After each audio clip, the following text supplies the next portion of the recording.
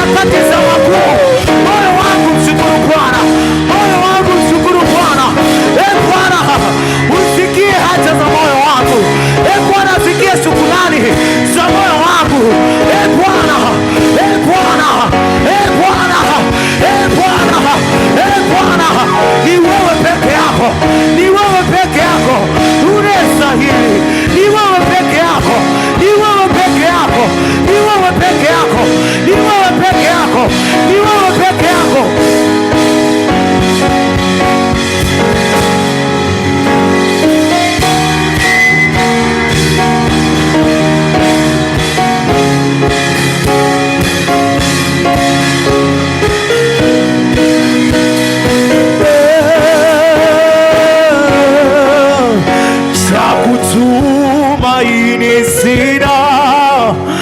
Ila damu yako Bwana Yesu, damu yako Bwana Yesu, damu yako Bwana Yesu, cha kutumaini sina ila damu yako Yesu, hiyo damu yako Bwana Yesu.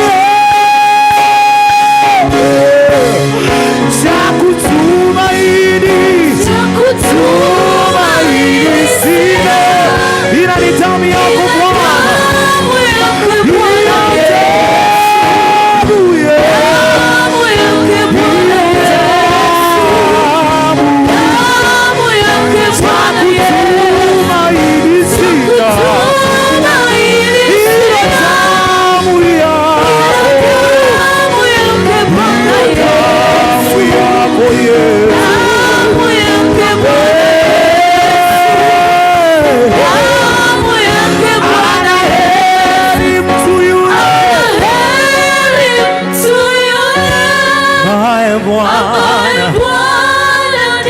Basi Bwana sauti yako. Bwana ni nguvu zake, Bwana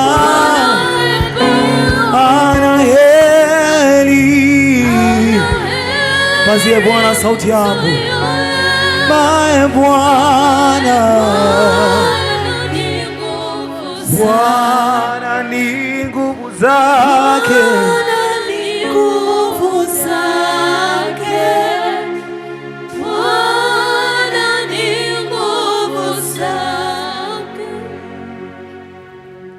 Pigie Bwana Yesu makofi mengi. Naomba uketi.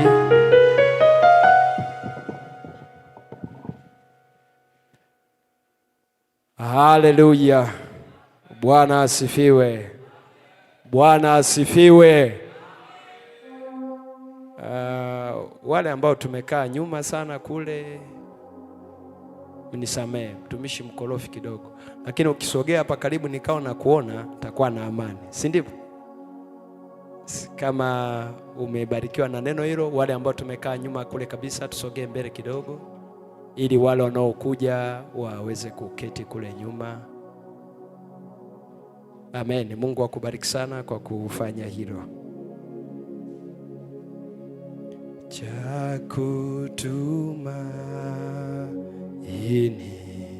sina ila damu yake Bwana. Oh, sina wema, sina wema wako oh, dhambi zangu,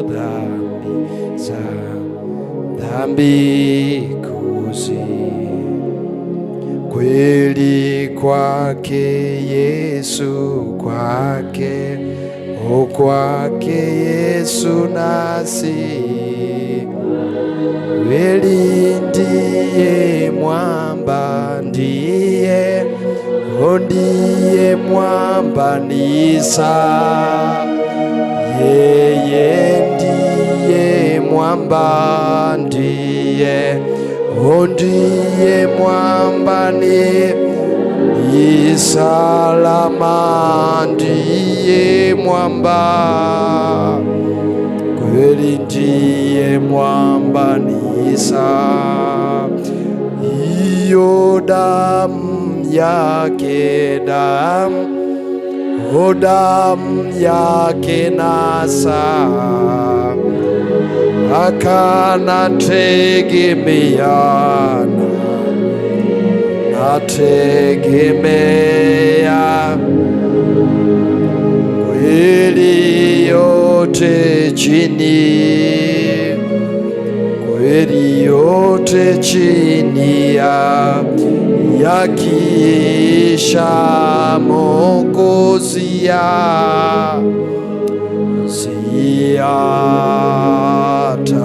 ziatani, kweli kwake Yesu, kwake Yesu nasema,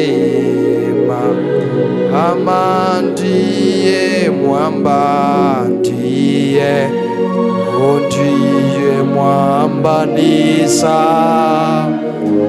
Yesu ndiye mwamba, ndiye mwamba, ni salama, ndiye mwamba, ndiye mwamba, ni salama.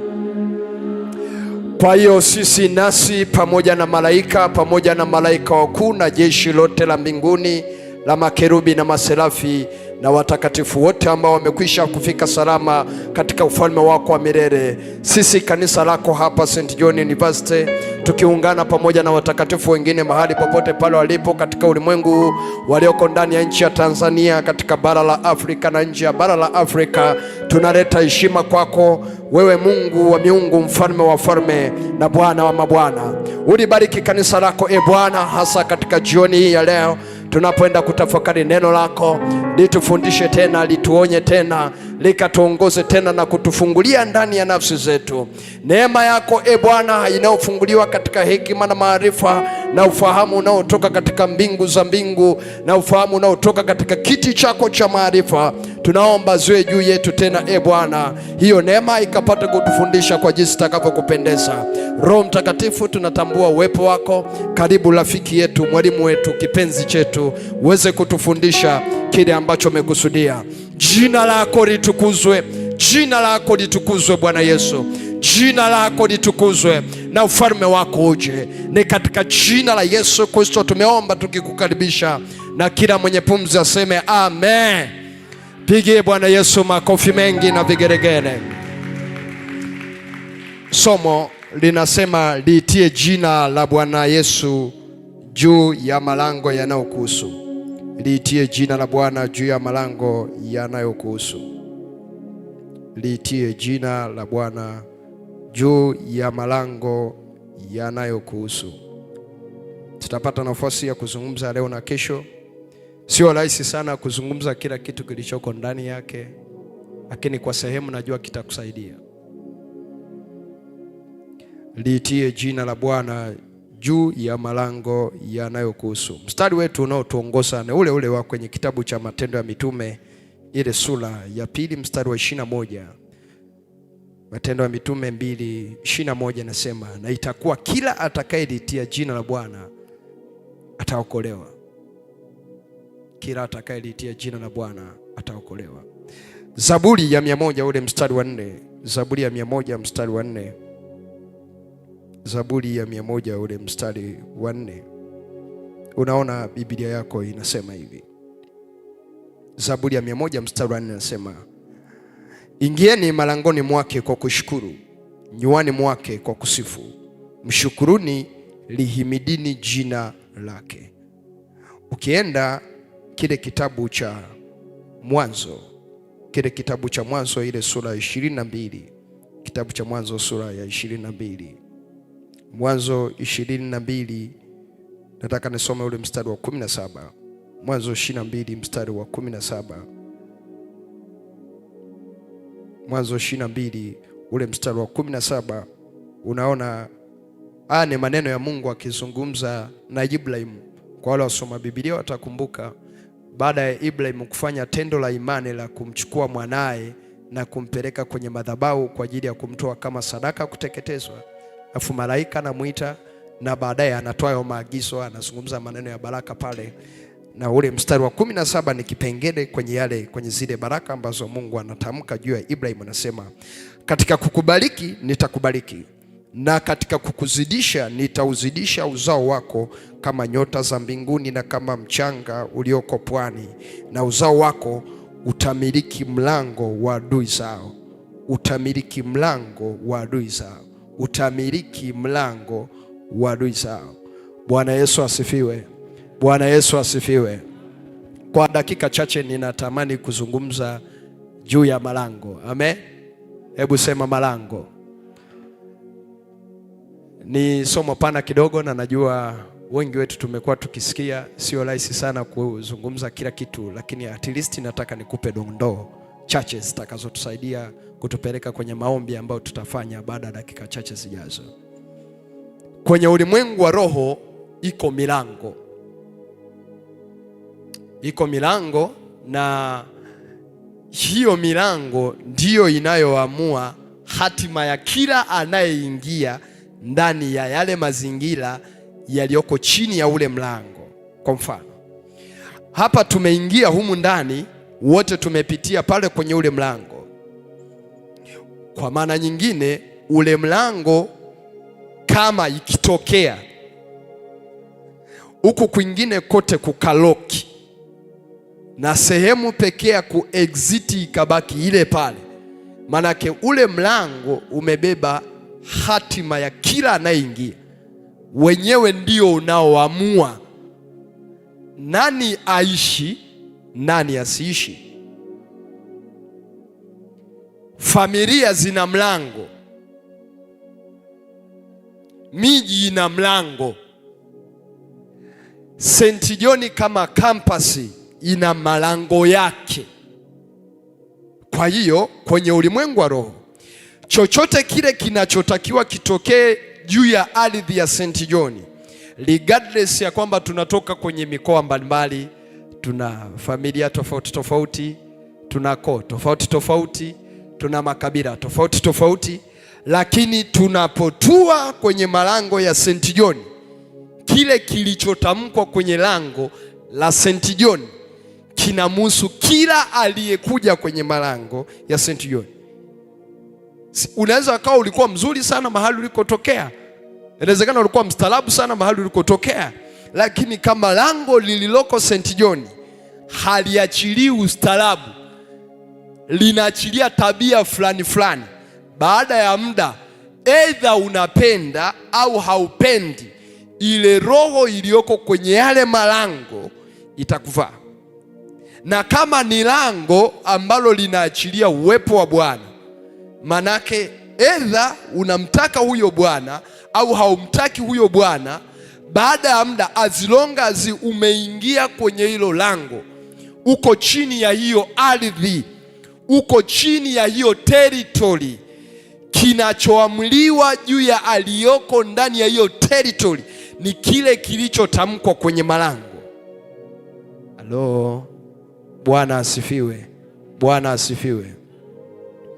Na kumbuka miaka ya nyuma kidogo, wakati nikiwa nasoma advance, miongoni mwa kitu nilikuwa naishi kwenye chumba changu, nilikuwa nakaa day, kwa hiyo nilikuwa naishi kwenye chumba cha kwangu wakati nasoma form 5 na form 6. Sasa miongoni mwa kitu ambacho nilijizoesha ni kukitamkia chumba, nguvu za Mungu kikifunike chumba, na kila anayeingia kwenye lango la kwangu akutane na nguvu za Mungu zilizo. As long as umeingia kwenye chumba changu, usiishi kwa uhuru wako tena. Ninakumbuka siku moja wapo nilikuwa na rafiki yangu mmoja anaitwa Wambura, sasa ni daktari. Akaja, tumetoka shuleni, nikatangulia nyumbani, baadaye akasema nitakuja kutembelea jioni. Sawa sawa, akaja. Hajaokoka, alikuwa hajaokoka kabisa, ni mtu tu wa kawaida. By then mimi namtumikia Mungu. Yule ndugu akaja, akaingia, tukapiga story, tunaendelea kupiga story. Kwa kadri tunapozungumza, speed yake ya kuzungumza inabadilika, toni yake ya kuzungumza inabadilika, maneno yake yanapungua. Hazikupita dakika 15 nikashangaa machozi yanaanza kumtoka. Kumbuka tunazungumza tu kawaida, vipi nyumbani safi? Safi. Nikashangaa ni kama anashika, yaani yeye mwenyewe anajishangaa. Akajaribu kubonyeza simu ikashindikana, akaiweka pembeni, akakaa akakandamiza kitanda namna hii.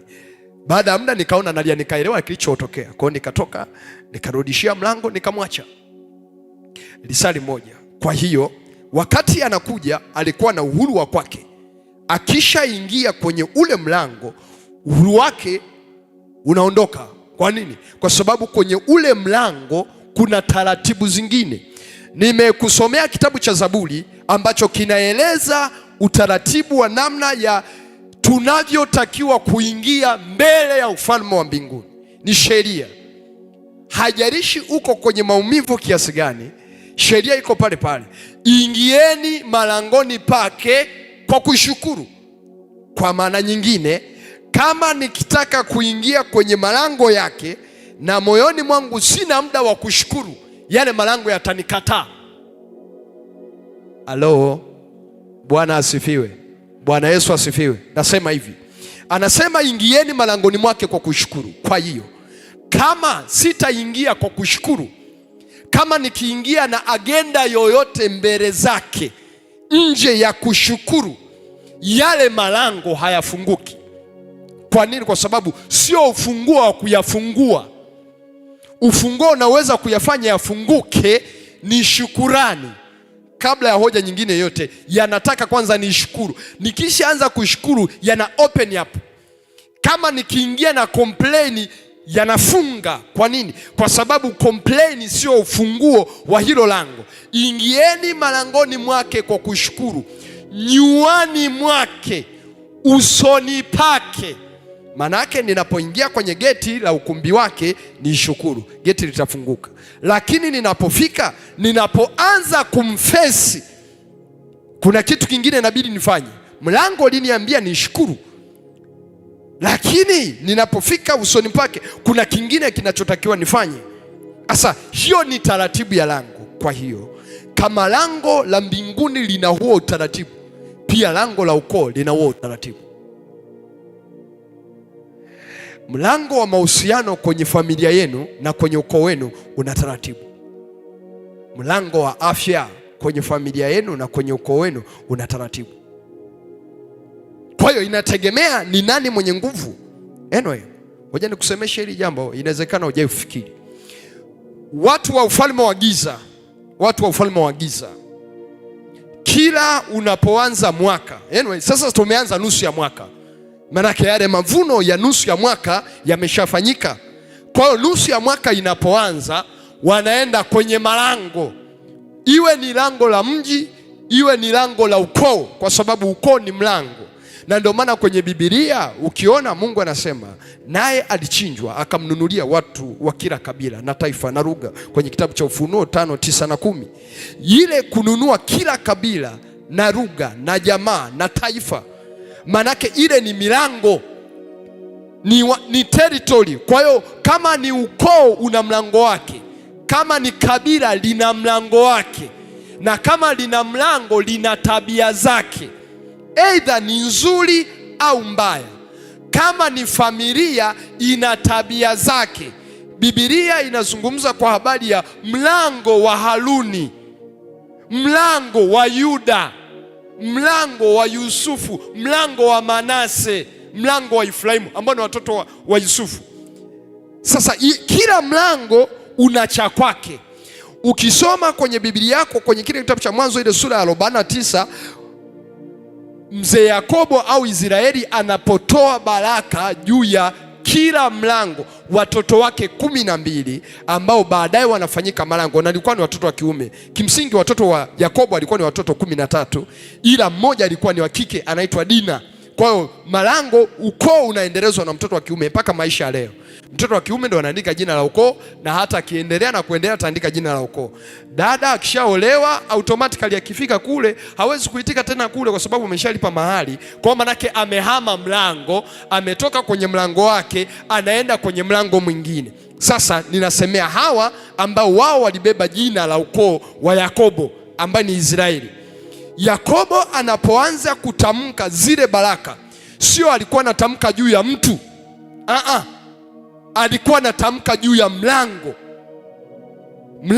wa Yuda, mlango wa Isakari, mlango wa Lawi. Kwa unagundua zile baraka anazozitamka mpaka leo Yesu tunamuita simba wa kabila la Yuda, lakini ile baraka alitamkiwa babu yake kwenye Mwanzo 49 mstari wa 8 kama sikosei, alitamkiwa babu yake anayeitwa Yuda, ndiye aliyetamkiwa baraka ya kuwa simba. Anasema fimbo ya enzi haitaondoka katika mlango wa Yuda, wala kiti cha mtengeneza sheria. Kwa manake yule ukoo ulipewa baraka ya kuwa na ufalme. Asangalia kama aliweza kutamkiwa baraka kwenye lango, na kila anayezaliwa anakutana na baraka iliyoko kwenye lango. Kwa hiyo kama angetamka laana kwenye lango, kila ambaye angezaliwa angekutana na laana. Anyway, mzee Nuhu baada ya kulevuka kutoka kwenye ulevi wake, Biblia inasema wakati yule mtoto wake mdogo ambaye alikuwa ni wa katikati, alikuwepo mkubwa, anafuata wa pili, anafuata wa tatu. Wa katikati ameenda amemkuta babake yuko uchi kwa sababu ya pombe aliolewa. Anamtazama, anarudi kuwapelekea ndugu zake taarifa, Shemu pamoja na Yafeti. Maandiko anasema alipoerevuka kwenye ulevi wake, Nuhu akasema na alaaniwe Kanaani. Asa unajua Kanaani ni nani? Kanaani ni mjukuu wa Hamu. Kwa hiyo manake ile laana haikumuhusu mtu. Kwa sababu gani? Kwa sababu mtu ni mlango. Wewe ni mlango, babi yako ni mlango. Anyway, ninaitwa Zakaria Hezroni Mbogoli. Mbogoli ni babu wa babangu. Hata kama nikilifuta hili jina, sifuti kilichoko kwenye malango ya Mbogoli. Naweza nikabadilisha nikajiita Zakaria Hezroni, nikajiita Zakaria Samueli. Haimaanishi nimeondoka kwenye ule ukoo, kwenye kile kinasaba sijaondoka. Kwa hiyo kile kilichoko kwenye ule mlango haijalishi niko kwenye nimefuta jina au sijafuta jina, lakini kilichoko kule kinanipata. Na kwa sababu hiyo kila familia, kila mlango, kila ukoo, kila kabila lina vya kwake ambavyo vingine ni vibaya, vingine ni vizuri, lakini vinapitia wapi? Vinapitia kwenye mlango wake. Nimekanyaga St. John. St. John ina malango yake, ina malango yake. Na ufalme wa giza unapotaka kufanya jambo, unaenda kwenye malango, unaenda kwenye malango, unatamka kwenye malango. Kuna miji ambayo nimeenda, unaambiwa hapa kila baada ya muda fulani lazima mtu afe. Kwa hiyo yale malango yanadai damu ya mtu kila baada ya muda fulani. Nimeenda kwenye baadhi ya koo, unasikia mtu anasema sisi misiba kwetu waga inatokea miezi ya 8. Kwenye ukoo wetu mwezi wa 8 hauwezi ukapita bila msiba. Kwa hiyo kwenye ulimwengu wa roho, kwenye lango la muda, mwezi wa 8 umetengwa kwa ajili ya kafara, kuhakikisha kwamba kuna mtu atakayeondoka kwenye ukoo. Hawawezi kuvuka huo mwezi bila msiba. Ni lango limetamkiwa. Hello. Bwana asifiwe. Bwana asifiwe. Bwana asifiwe. Ninasema hivi, una struggle uko hapa, unasoma for the future, whatever the case, unataka uwe nani, unataka ujiajiri, lakini unasoma for the future. Lakini kinachoamuru hatua zako ni kile kilichotamkwa kwenye mlango au kwenye familia na ukoo wenu. Kwa hiyo issue sio juhudi unayofanya. Issue ni kwenye malango kuna nini kilichotamkwa. Kama kile kilichotamkwa kinawakatalia, uwe na uhakika kitapambana na wewe mpaka kihakikisha unashindwa. Nakumbuka mwaka mmoja, binti mmoja miaka nyuma kidogo, kitu kama kwenye 2013, tukawa na kongamano la maombi la wanafunzi wa vyuo vikuu pamoja na vyuo vya kati na advance. Tuko Dodoma sekondari. Wakati tumemaliza huduma, akaja binti mmoja akaanza kunieleza, akasema, mtumishi, hapa nilipo natamani nikimbie shule, niache kabisa. Yuko advance form 5. Natamani niache shule. Yaani moyoni ninachosikia ni kwamba nikiendelea kukaa hapa nikana kwamba siko salama, kwa natamani nikimbie niende mbali sana. Miongoni mwa vitu ambavyo maswali yaliyokuja, nikauliza kuna hali gani kwenu, wewe ni wangapi? Akaniambia mimi ni watatu. Wa kwanza ilikuwaje? Akasema alipata ujauzito akiwa shuleni. Wa pili aliacha shule, alifika form 4 akaacha shule.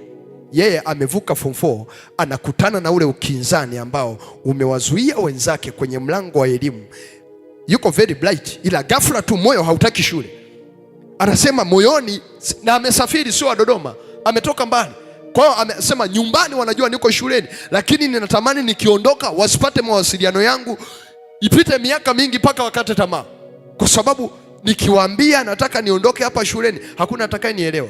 Lakini kila mtu alikuwa na tumaini kutoka kwangu, wananiamini sana, kwa walinipeleka shule wakiamini sana ya kwamba kwenye kusoma na kusoma nitawavusha, nitawasogeza. Wanapambana kunisomesha, lakini sielewi nini kimetokea. Sasa unajua kitu kilichotokea ni kwamba kwenye ulimwengu wa roho, kwenye lango la elimu, ile vita haijaondoka. Ile vita iko pale, inamsubiria kila anayekuja. Unaweza ukawepo hapa unapambana kupata ada. Issue sio kupatikana kwa ada. Issue, cheki kwenye mlango wenu kuna shida gani? Kwa sababu kama unaona wengine hawajafanikiwa, sio hawana akili, walikuwa na akili, isipokuwa kuna vita kwenye lango. Kuna vita kwenye lango la elimu kwa kila anayetaka kuvuka kwenye elimu. Kama hawatamsababishia kuumwa, watahakikisha anakosa ada, watahakikisha wanavuruga nyumbani. So hujawahi ona mtu anaenda akikaribia mitihani anaumwa? Maana yake nini? Lango halitaki. Subiri tarehe za mitihani zikipita, haumwi tena, uko salama. Shida sio mahusiano yanakusumbua.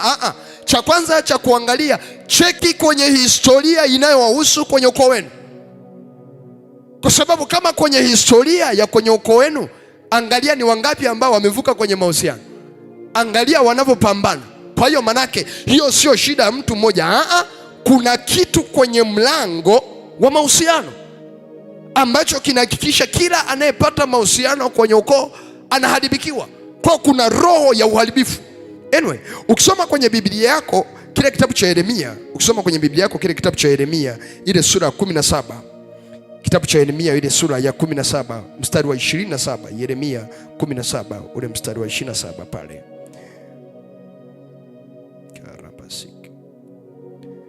Yeremia 17 ule mstari wa 27. Unaona anasema hivi: lakini kama hamtaki kunisikiliza, kuitakasa siku ya Sabato, kutokuchukua mzigo na kuingia kwa malango ya Yerusalemu siku ya Sabato, basi nitawasha moto malangoni mwake, nao utaiteketeza nyumba za enzi za Yerusalemu, wala hautazimika. Asa angalia, ameweka sheria. Sheria inasema ili uwe salama usiingize mzigo kwenye malango ya Yerusalemu siku ya Sabato. Ikitokea mukaingiza mzigo siku ya Sabato kwenye malango ya Yerusalemu, manake mmeenda kinyume na nilichosema. Mimi nitakachofanya, nitawasha moto malangoni. Nikishawasha moto malangoni, huu moto hautaishia malangoni. Utateketeza enzi yote ya Yerusalemu. Maana yake nini? Ni kitu ambacho kinaachiliwa kwenye lango, edha la ukoo au lango la familia au lango la taifa. Taifa lina mlango, mkoa una mlango, mtaa una mlango. Kwa issue sio ninakaa, issue sio tu nimeenda temporary. Hapana. As long as yuko temporary, kuna kitu ambacho ulitakiwa ufanye ndani ya huo muda ambao Mungu amekupa kwenye hilo eneo. Uelewe ya kwamba kwenye malango kuna sauti inayozungumza, kuna maelekezo ambayo malango yanapewa, na lango kama halikujui hauvuki. Nilishawahi enda baadhi ya mikoa, wanakuambia wafanyabiashara, ukitaka kufanikiwa, ukifika lazima ukaonana na wazee. Kuna wazee wa mji ambao lazima uende ukawasikilize, uwaombe ruhusa ya kufanya biashara. Can you imagine? Kwa hiyo wao nini wanachofanya? Wanalitawala lango. Anyway, miaka nyuma kidogo, sijui kwa siku hizi lakini miaka nyuma kidogo. Amen. Bwana asifiwe. Utasikia rais yuko Dodoma anazungumza na wazee wa Dodoma. rais atakuwa Arusha, atazungumza na wazee wa Arusha. Ushafikiri babako ni mzee, alienda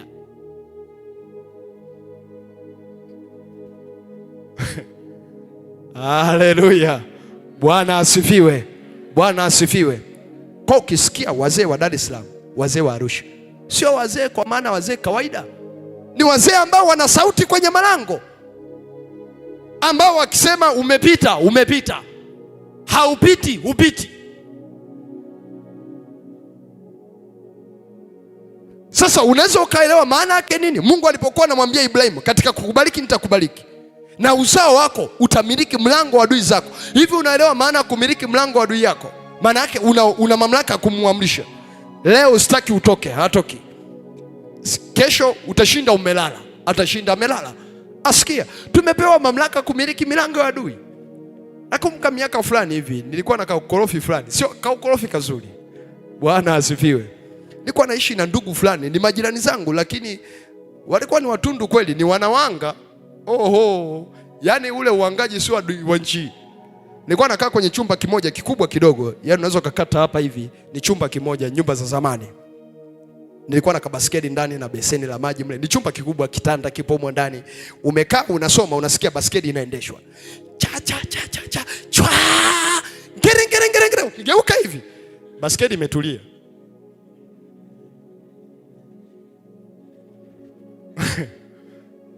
Umekaa hivi mezani unasoma, unasikia mtu anamimina maji kwenye beseni. Ukigeuka hivi, hakuna maji yaliyomiminwa. Nakumbuka siku moja nikasema, Mungu, kama liishivyo jina lako, umetupa kumiliki malango, si ndivyo? Katika jina la Yesu ninaliamuru lango la tumbo la huyu muhusika, atahalisha, ataacha kuhalisha kwa neno langu. Alihalisha mwezi mzima. Unajua paka nikaanza kumhudumia na nimwambia Mungu, mwezi mmoja sasa imefika mahali ni kama natamani nikatishe mapema kabla. Haya ni maarifa. Bwana asifiwe. Bwana Yesu asifiwe. Bwana Yesu asifiwe. Kwa mimi siwezi nikajua ni mahali gani unapopitia, ila ninachojua kuna mlango unaoruhusu situation unayopitia. Kuna mlango una uwezo wa kucontrol situation unayopitia. Historia yenu imekaaje? Kwenye malango ya historia yenu kuna kitu gani ambacho kinapita? Kwa nini? Kwa sababu kama usipopambana nacho, baada ya muda kitakupata. Unaweza ukajiona uko salama leo, lakini kile kitu hakimshambulii mtu, kinashambulia kwenye malango. Kwa kila anayetaka kupita kwenye lango anakutana na kile kilichoko kwenye malango.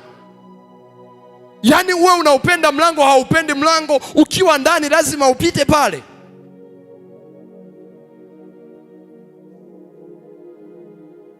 Kuokoka sawa, kuomba sana sawa, lakini unajua kama malango yanashughulika na hatima yako?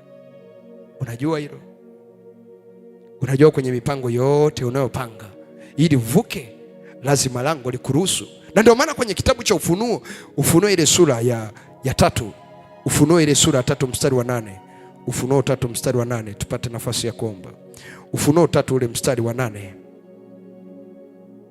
Ufunuo 3 mstari wa 8. Unaona Mungu anasema hivi, na yajua matendo yako, tazama nimekupa mlango uliofunguliwa mbele yako, ambao hapana awezaye kufunga, kwa kuwa unazo nguvu kidogo, nawe umelitunza neno langu, wala hukulikana jina langu. Asa angalia, alikuwa amelitunza neno lake, hajalikana jina lake, lakini alikuwa anakutana na ukinzani kiasi ambacho kuna saa akitaka kupita mlango haumruhusu kupita. Ikabidi atoe amri, mlango usifunge, mwache huyu apite. Kwa hiyo kama asingeuamuru mlango usifunge, manake mlango ungefunga. Na anasema wazi kabisa, nimekupa mlango ulio wazi. Kwa nini? Kwa sababu nimekuchunguza, nimekuona una nguvu kidogo. Kwa hiyo nikiamua nikuachie upambane nao, manake hauwezi ukaufungua. Kuna milango mingine, kuna saa inabidi kumwomba Mungu akupe mlango ulio wazi. Bwana Yesu asifiwe. Kuna saa unapambana na mambo, unapambana, unaomba, unafunga, unapiga 7 kavu, ukigeuka tatizo liko pale pale. Mlango ulio wazi. Iko option ya mlango ulio wazi kwamba Mungu, hii ngoma hii hapa sitoboi, ninahitaji mlango ulio wazi. Mlango ulio wazi. Najua umejiandaa, una sadaka. Chukua sadaka yako.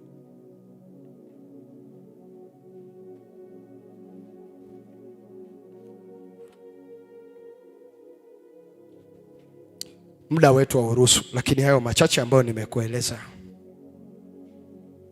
nataka kutengenezea kitu. Kutengenezea kitu. Malango yenu yanapitisha nini? Historia yenu inapitisha nini? Tuko St. John. St. John ina malango yake. Ina malango yake. Na malango yake yana tabia ya kwake. Yana kitu cha kwake ambacho kinaachiliwa kwenye haya malango. Kuna saa miongoni mwa vitu ambavyo lazima tujifunze kuviombea. So, wakati mwingine mimi nakumbuka miaka ya wakati mimi nikiwa hapa, kuna saa linakuwepo wimbi tu la watu kukosa ada. Sio wawili, sio watatu, sio watano.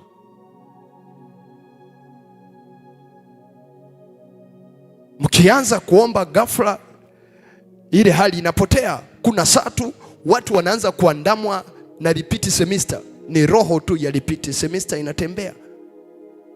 Kuna saa tu roho ya kufukuzwa chuo inatembea. Mtu anajitahidi kupambana lakini inatembea. Kuna saa tu kuna karoho ka black up Na saa zingine black up wakati mnajiandaa na mitihani, ndio saa hiyo unatumiwa message na baby, kuanzia leo fuata mambo yako. Utafanya mtihani kweli? Mlango kona, hakikisha asiwe na mwisho mwema. Simama kwa miguu yako.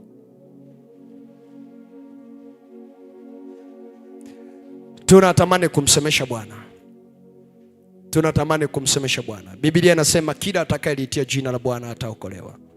Mimi sijui kwenye familia yenu, sijui nini mnachokutana nacho, ila ninachojua tukiliitia jina la Bwana kwenye hilo lango, Mungu atakuvusha. Inawezekana mahusiano yakimekuwa kipengele kigumu, unapambana kwenye elimu imekuwa ni shida. Wazee nyumbani kila ukiwapigia simu tuna hali ngumu, na wamekuwa na hali ngumu sana ambao wewe unaohitaji. Lakini inawezekana ni lango linapiga vita usiweze kuvuka kwenye mwaka wa masomo ambao ilibidi uvuke. Inawezekana una struggle na ada. Chochote kile ambacho una struggle nacho, ninachoamini kwa Mungu yote yanawezekana. Haleluya. Bwana asifiwe. Bwana asifiwe. Ninachoamini kwa Mungu yote yanawezekana. Haijalishi umerudia mara 2, mara 3, unafeli mara 3, mara 4, mara 5, unateleza kwenye huo mlima, Mungu ana uwezo wa kukupa mlango ulio wazi ukavuka. Anao huo uwezo. Anao uwezo. Kwa hiyo tunatamani tuende mbele za Bwana kwa imani kabisa. Usiache kuomba toba. Hakisha unaomba toba. Kumbuka nimekupitisha tu kidogo. Mshukuru Mungu kwa yale machache ambayo amekufanyia. Mweleze Mungu kwa habari ya mahali unakotaka kupita. Damu ya Yesu inanena mema. Damu ya Yesu inanena mema. O damu ya Yesu inanena mema. O damu ya Yesu inanena mema. Damu ya Yesu wetu inanena mema. Damu ya Yesu inanena mema. Inanena mema.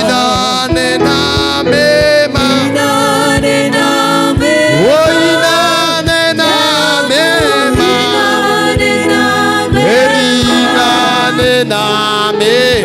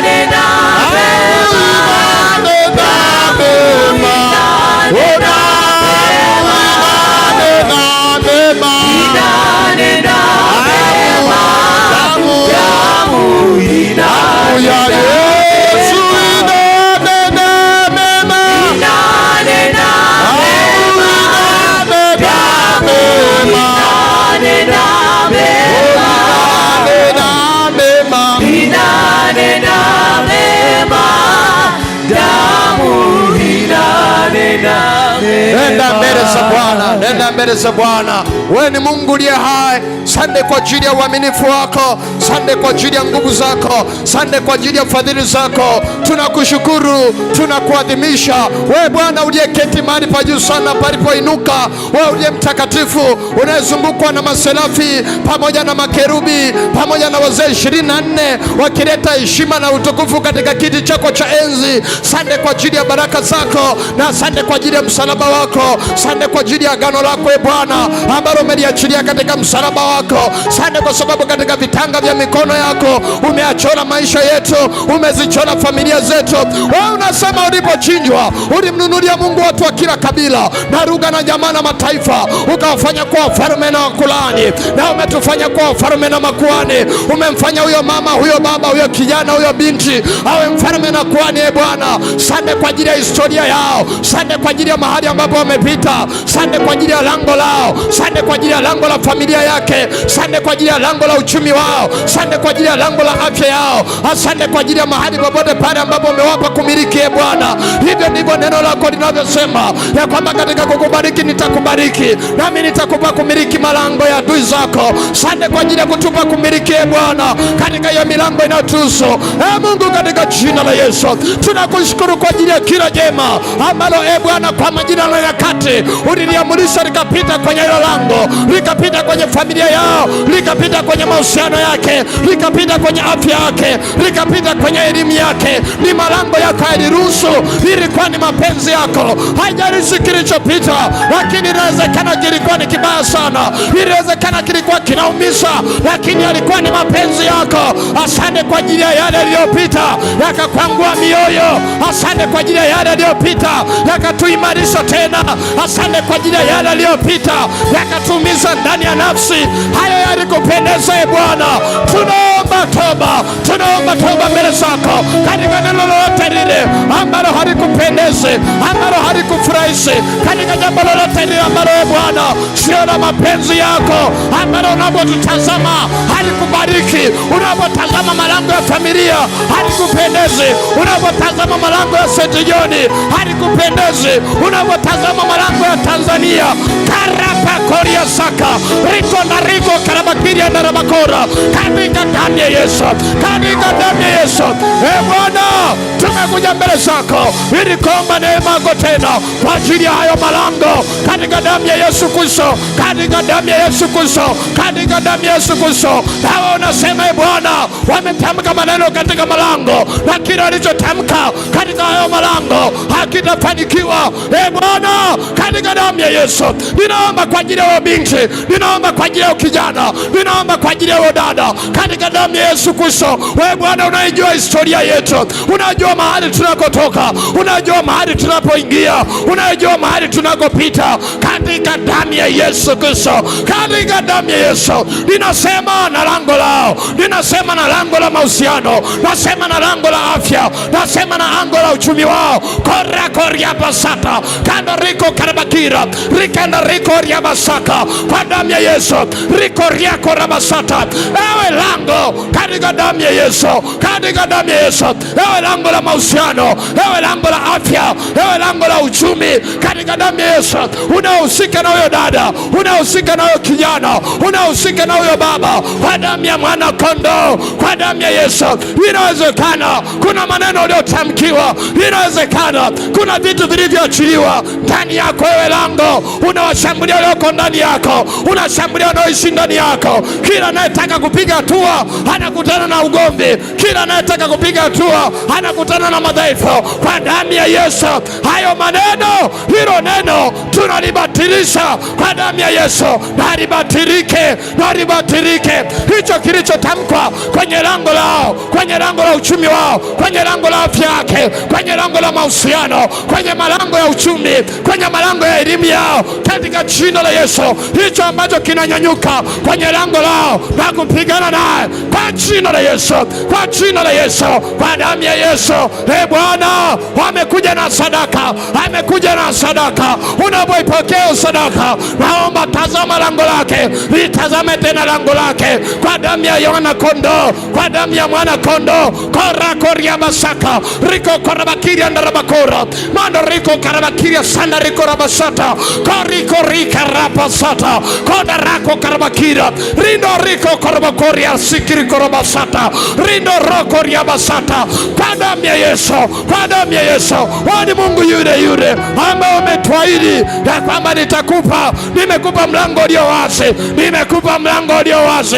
Amepambana, amechoka. Bwana, fungulia tena mlango katika jina la Yesu, katika jina la Yesu. Fungulia tena mlango kwenye mahusiano, fungulia tena mlango Bwana katika jina la Yesu. Fungua tena mlango Bwana. Inawezekana amefika mahali amekosa ada Bwana, katika jina la Yesu, katika jina la Yesu. Baraka zinatoka kwako, baraka zinatoka kwako Bwana. Ninaomba hilo lango la ada lipate kufunguka. Koriko raposanda karakoria saka katika jina la Yesu, kwa damu ya mwana kondoo, kwa damu ya Yesu Kristo. Pita kwenye malango yao, pita kwenye historia yake, pita kwenye familia yake, pita Bwana katika jina la Yesu. Ni maombi yangu kwako ya kwamba pita, fanya inspection kwenye lango la St. John katika jina la Yesu. Tunakataa roho za mauti ambazo zimekuwa zikijitukuza kwa damu ya mwana kondoo. Tunaachilia damu ya Yesu katika lango lako St. John, katika damu ya mwana kondoo. Korikoria korabasata kwa damu ya Yesu. Roho ya mauti na hayo matamshi yanayodai uhai wa ndugu zetu katika jina la Yesu tumeyafuta kwa damu ya mwana kondoo, kwa damu ya mwana kondoo, kwa mwili wa Yesu. Tabia mbaya, hilo jina tunalichomoa kwenye kitabu cha kuzimu, hilo jina tunalichomoa kwa jina la Yesu. Hiyo roho ya mauti iliyomtafuta haitampata, kwa sababu katika Kristo anaenenda na anakuwa na uhai wake. Ndani yake yeye tunaenenda na tunakuwa na uhai wetu, tunaenenda na tunakuwa na uhai wetu, tunaenenda na tunakuwa na uhai wetu katika jina la Yesu. Anakuwa na uhai wa mahusiano yake, awe na uhai wa elimu yake, na awe na uhai wa familia yake. Karakoria basata kando riko karabakira rinda roko karabakoria sanda riko rabasata katika jina la Yesu, katika jina la Yesu, katika jina la Yesu, katika jina la Yesu.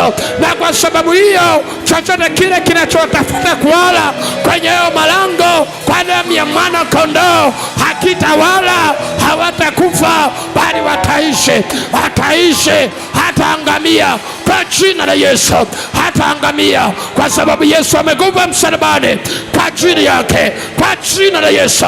Korikoria korabakiria ndarabakora mandaroko korabakiria saka kwa jina la Yesu Kristo aliye hai.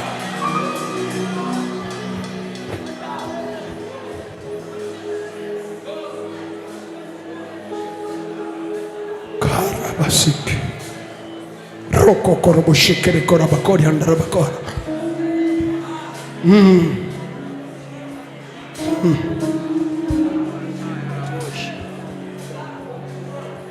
Ahadi zile zitatimia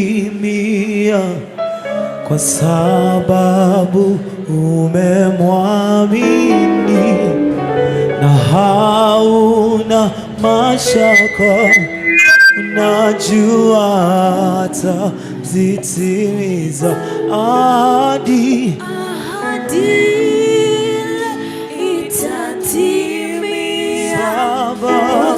Sababu umemwamini, na hauna mashaka, unajua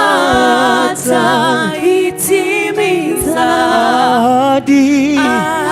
Ile itatimia kwa sababu umemwamini, na hauna mashaka, unajua